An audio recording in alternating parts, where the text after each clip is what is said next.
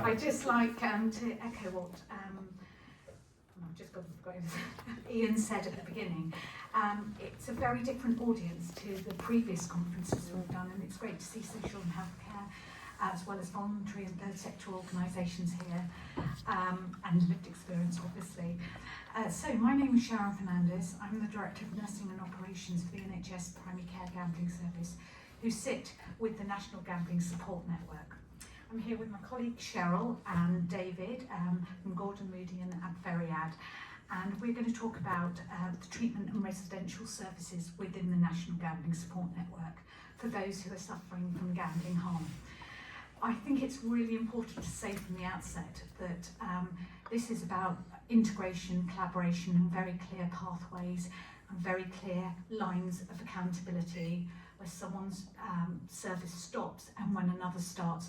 And that's all about safety, not just for organisations, but more importantly to the person who's accessing your service. So in terms of our service, I think it's really important to say that we look at holistic care.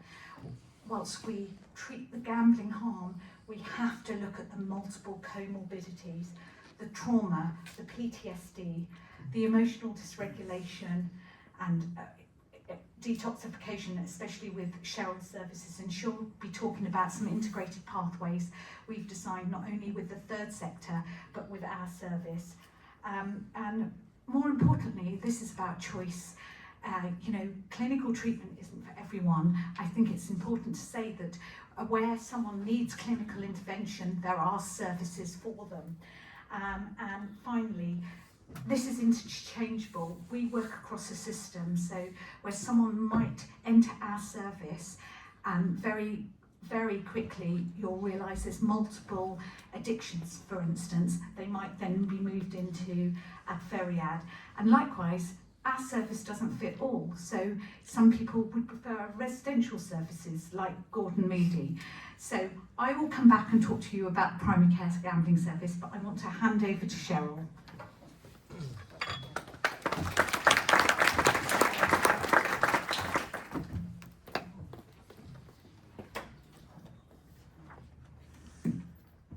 Good afternoon, was it still? No, yeah, afternoon.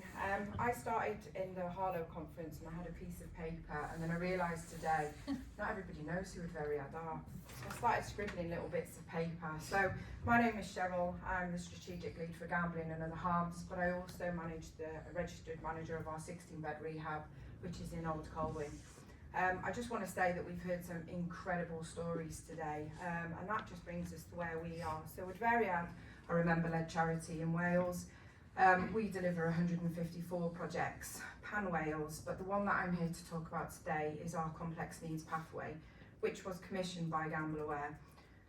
We are a national provider, and we are a proud partner of the National Gambling Support Network, and it is a privilege to be here today to talk about the offer that we have for people that are experiencing gambling harms. So the pathway was set up initially 3 years ago as a pilot to offer residential treatment and support for clients that have complex needs. And just recently we have been given a 12-month extension due to the new commissioning structure that's coming into play from 2026. And so when I talk about complex needs, and this is not an exhaustive list, it's enduring mental health. It's those people that have addiction issues and maybe need to have a drug or alcohol detox, depression, anxiety, suicidal ideation. Just recently we had somebody email our chat inbox to say they were sitting in their car, they were contemplating driving off a cliff, but they wanted to reach out that one final time for some guidance and support.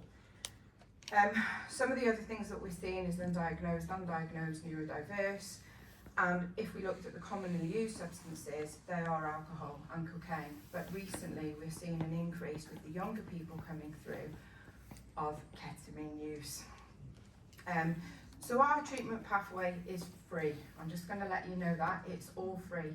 It includes 8 weeks of pre-treatment, detoxification if required, 4 weeks of residential stay and 6 weeks of aftercare. But that aftercare support also includes people like Epic Restart, Bet No More. So it's a collaboration of people across the NGSN. So it's there, person-centred. All these services are there for you post and pre-treatment. We do a comprehensive assessment, and then when it's passed by a team of clinicians, all of them pass through our psychiatrist, who gives us some advice then on any support that we need to be giving while the person is waiting for a bed. What we also are doing now, as Sharon mentioned, is if Sharon's got somebody within her service that they've been supporting that might need just a detox but don't require extensive residential stay, we've provided the detox, but we've also we've had integrated support, so it's been like a dual support and treatment plan. And once they've been accepted into treatment, we kind of like look at, you know, what the pre-treatment, we have somebody on the lived experience who's actually been through the treatment pathway. So you can ask them all questions. What's it like? What's it been like? What can I expect? Because we know residential can be daunting for some people. So to have somebody that can walk through it week in, week out and just explain to you. And it's also about the fear of the unknown. So how do you refer? So I've left some kind of like leaflets over there that's got a QR code in. Now you're probably thinking, oh, we're in Southend, you're in Wales. We offer transport. So we have a team, a bank of drivers, but we also use St John's Ambulance to those that are really poorly that need to come in, have a dedicated team of drivers. So we provide all of that for free. We will pick them up, we will take them to our detox units. We have 48 detox beds available. 23 up in Lancashire and 25 on a hospital unit down in Wrexham. So we provide all of that treatment as well, just to take that element away of how am I going to get there. We provide that for you. So you can refer direct to us. We have referrals coming from NGSN providers outside of the NGSN, but equally we sit on quite a lot of frameworks now, so this can be accessed through frameworks like CGL, you know, national frameworks. So if you do require any further information about that, just pop and come see me in the networking part. So what do we do? So we're a CPT-led based programme, but we also have ACT, DBT, and we have EMDR counsellors available should we need them. Each of the units, as I've mentioned, have the regulation. So the one on the Wrexham site has Health Inspectorate Wales, the one up in Lancashire is CQC, and myself is CIW regulated. So yeah, we offer a step up, step down. There is no wrong door. So if you presented somebody and we were like, that's not necessarily for us at the moment, we will then look to our other providers and it's a seamless referral pathway and route. So what are our outcomes? Dave is going to touch on some of this, but I would just like to say, you know, we do employ people. So one of the persons that's been through the pathway now works on one of our awareness programs, and we have seen people come through the pathway who now do peer aid for Bet No More. You know, so it does work. But yeah, that's all I've got to say, and I'll just like to hand over to Dave.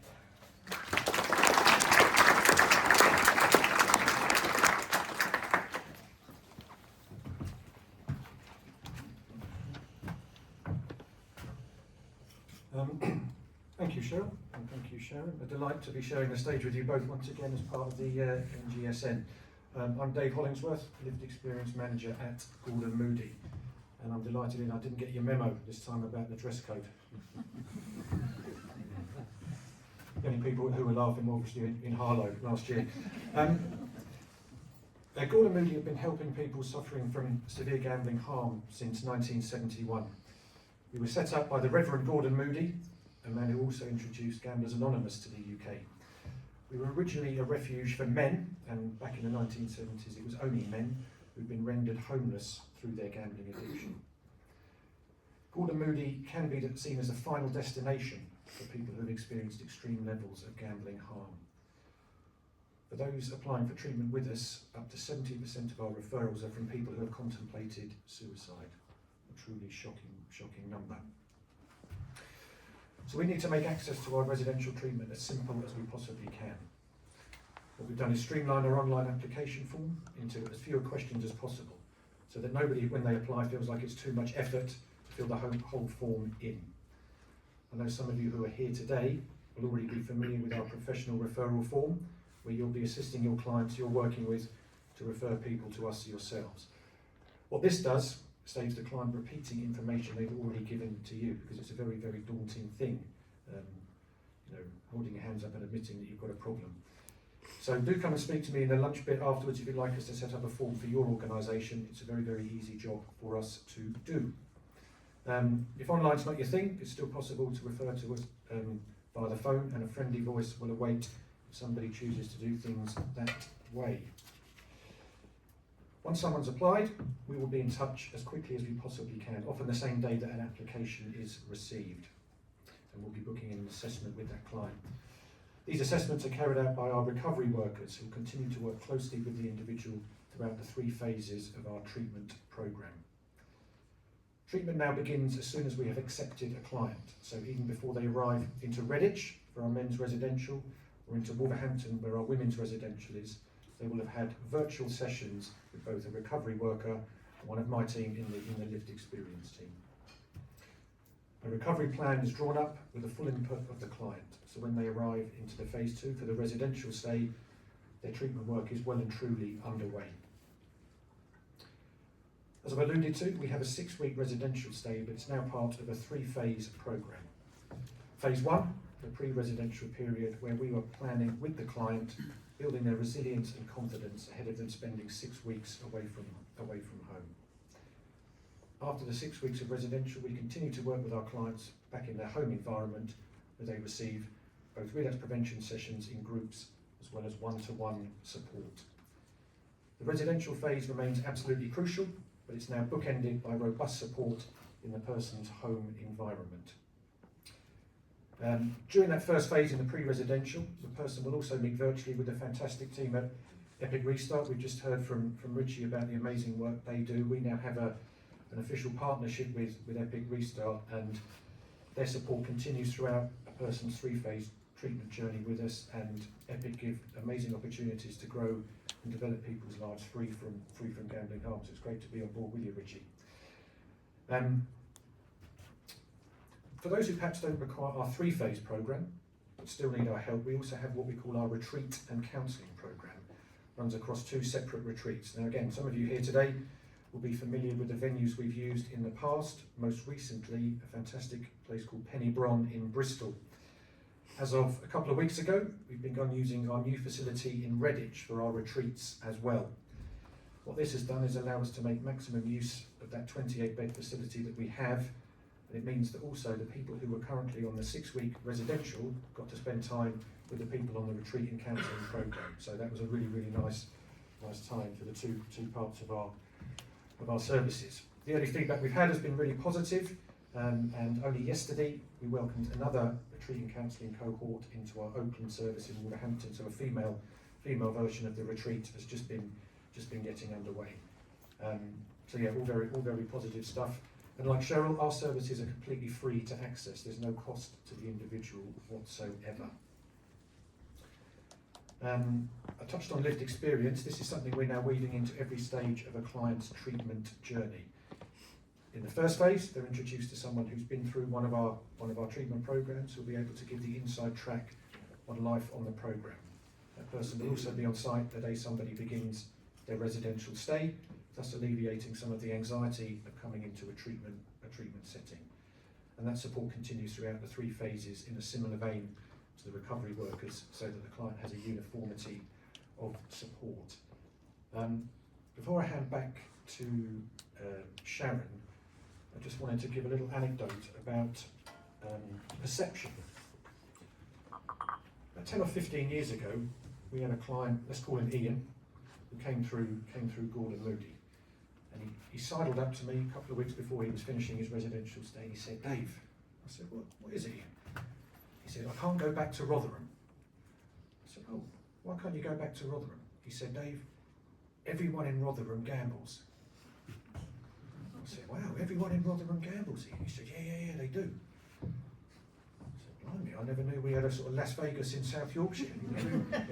Who knew? I said, "You sure? Everyone in Rotherham gambles?" He said, yeah, they do. I said, "Well, I was in Rotherham a few weeks ago." He said, "Were you, Dave?" I said, "Yeah, and this was true. I've been up to watch Charlton Athletic play at Rotherham, really living the dream." I said, "Well, when I was in Rotherham, I didn't see anybody gambling." And he looked completely taken aback. He said, "You didn't see anyone gamble?" I said, "No, I didn't see anybody gambling in Rotherham." So why do you think that was, Ian? He looked completely perplexed. But he thought, he said, he said, you never went into the betting shop. Ian was correct. But it just got me thinking about my own perception, having been in this field for sort of nearly 20 years, and how I think I assume that everybody knows the levels of problem gambling in this country, but they don't. Those of us in this room, we may know, but I think wider than this room, do people know really? So I think that was just a sort of call to arms really, to sort of keep having those conversations. Don't assume that because you know, everybody knows. Because as Ian from Rotherham thought, he made an assumption, he made a presumption, and he was wrong. And I think I was wrong in my assumption that everybody knows that there's this public health crisis. Yeah, we know it, but we need to keep spreading the word. And if there's 100 people in this room, if we would have 5 conversations, that's 500 people who know. And if those 500 people have 5 conversations, that's 2,500. And my mental arithmetic won't take me further. You can work it out. And before you know it, all 70 million of us in the UK will know. And how cool will that be? So, thank you, and I'll pass back to Sharon to close this out.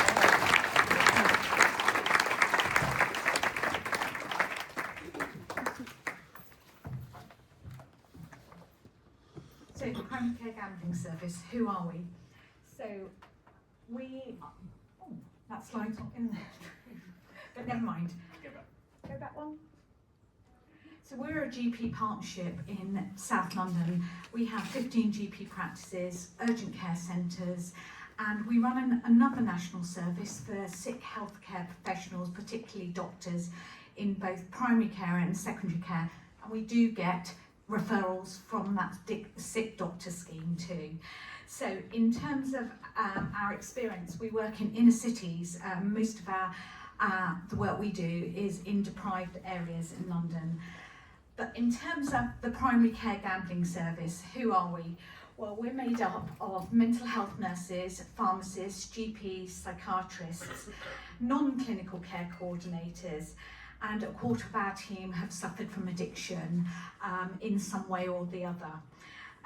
On the inception of our service, we had 2 main aims: to educate the healthcare system, particularly GPs, because we know what GPs do and we know that they are not best placed to direct patients.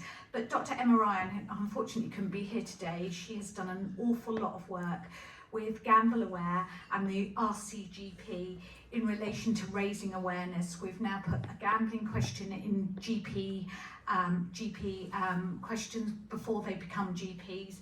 She's done an awful lot of work on the NICE guidelines, and whilst I'm touching on the NICE guidelines and I don't want to be controversial, I want to go back to a point Richie made. One shoe doesn't fit all, and whilst their recommendations, we have to understand, just like clients, patients that come through, the recommendations may not fit their needs. So in terms of our service, what do? We have a brilliant team of therapists and mental health nurses, and risk is what we see every single day. That's suicidality with intent, and suicidality with plans. So therefore, a large amount of our work is making sure our patients are safe in our service. So they undertake a full mental health assessment by a mental health nurse. This is done on the telephone, and we can provide face-to-face care too. Following this, more importantly than anything, we bring that back to a multidisciplinary team. No person within the team makes a decision on their own. We go through the assessment, we look at the therapies we have available, and I'll go through those in a minute, and we decide the treatment plan for those patients. But those patients don't just get to us. Yes, they can come through our website, they can come through our telephone lines, but 75% of the patients come through our third sector colleagues in the NGSN. We also get referrals from primary care, defence medical services, the criminal justice systems and prisons. So we have a variety of entry points to our service. Again, just like all other services, this is free. The volumes of patients we see with co-addictions is around 25%. Mental health issues, not all stable, is around 78%. And as Etta said this morning, we see other addictions: sex, food, tobacco, drugs and alcohol. So with all that in mind, the uniqueness of our service is the volumes of people we see. So we may get up to 70 referrals a week. We will, I think by year end, we will have treated 1,000 patients through the primary care gambling service. And we have a minimal exclusion criteria. The only things we won't take are patients that are actively psychotic. And we have excellent outcomes, because that's more importantly from anything is we need to know that we're doing a good job with the clients that come through our service. So what can we offer? So case management, we have a mental health nursing team that manage with our non-clinical care coordinators. We have 20% of patients diagnosed with ADHD, 4% with autism and 3% with learning disabilities. So with that in mind, we wanted specialist therapists. So we have specialist ADHD run therapy sessions. Large amount of the patients we see have trauma, abuse, domestic violence. There's child safeguarding issues. So for us, it is taking that holistic approach and making sure that we manage all of that within a system. And we have mixed groups, women's groups, men's groups. And for the most people with the most damaged, who are most damaged, we do psychotherapy, up to a year's worth of psychotherapy with trauma therapists. Also we do EMDR and integrative therapy. So all of that's done. So our time to treatment is 2 to 5 days for a first assessment, and people are generally in treatment within 7 working days. So it is a very quick turnaround time, but I can't stress the most important thing is that multidisciplinary clinical overview approach for this client group. So other client groups don't need a clinical input, but it doesn't stop there. And Dave's going to say final word on aftercare, but every single third sector organisation here we refer back to because the journey doesn't stop there at all, as we all know. And also, I'd also like to say that all our clinicians and all our services have had Bet You Can Help training by Beacon Trust too, which is invaluable before Christmas. So I'm going to finally hand you back to Dave, and we're nearly done.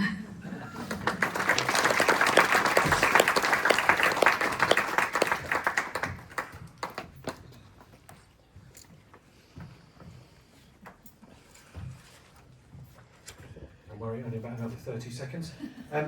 So yeah, just a very, very brief bit about aftercare. So what is it? Aftercare is a plan to support somebody in early recovery, to prevent relapse and help them as they work towards their life goals. It's absolutely crucial to have an ongoing recovery plan, because many people do face difficulties when transitioning back out of treatment. Developing a recovery plan at the very inception of their time with either the clinical, therapeutic or a residential stay is a key aim of all three of our services. So we all make sure that we get that spot on. What's also vital is working collaboratively with one another in our various organisations, not just the three of us sharing the stage right now, but everyone in this room and beyond. It's great to be supporting Ian and his team at Breakeven and the wider NGSN at today's Addiction a Public Crisis event. It's a really important opportunity to highlight how all of us in the NGSN can link into wider health and social care and engage with key decision makers. So thank you for listening, and I think lunch must be getting ever closer.